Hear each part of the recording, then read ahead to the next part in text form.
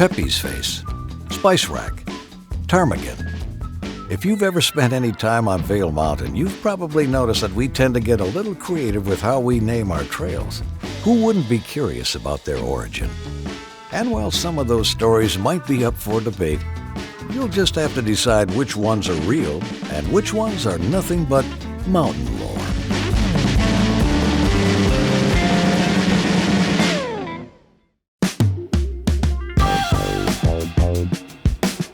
Pepe Graumschammer was an Austrian ski racer. One of the things that my dad understood, along with this international races idea, was that to put things on the map, you really needed to have personalities.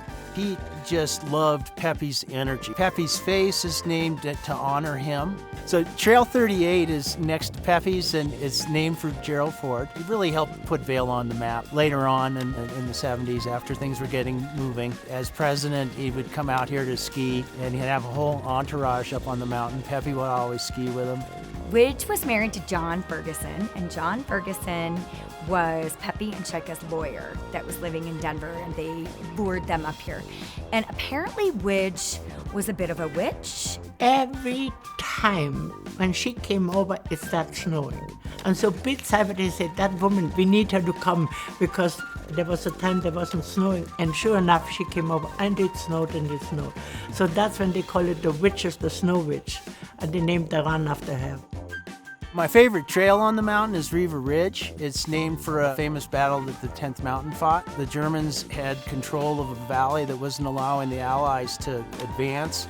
And the only way that they could get to it to take the fortifications was to come up the backside, which was about 1,500 vertical feet of cliffs. And they did it at night. And in the morning when the sun came up, they surprised the Germans. They decided that there was a portion of this Riva Ridge that looked a lot like the Riva Ridge in Italy, and that's how it got its name.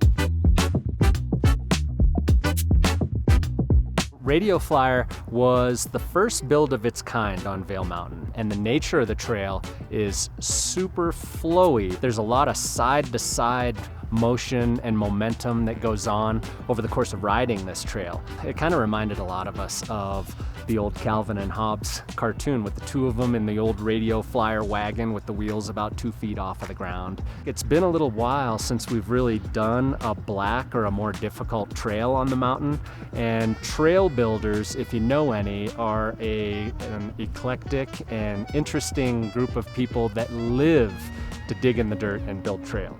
We were calling it the new trail, let's go to the new trail, and then we started just calling it Cholula because we were talking about kind of hot sauce and how it was kind of hot, and so that's where the kind of the spice came from, and the spice rack. It has different elements and different flavors of all those different trail building styles, and that's how the name Spice Rack came.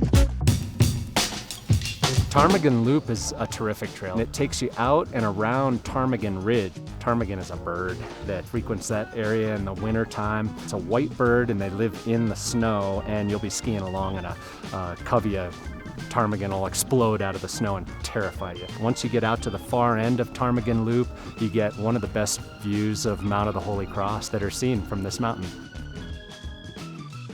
Berry Picker was the first hiking trail that went up to the top of Vail Mountain.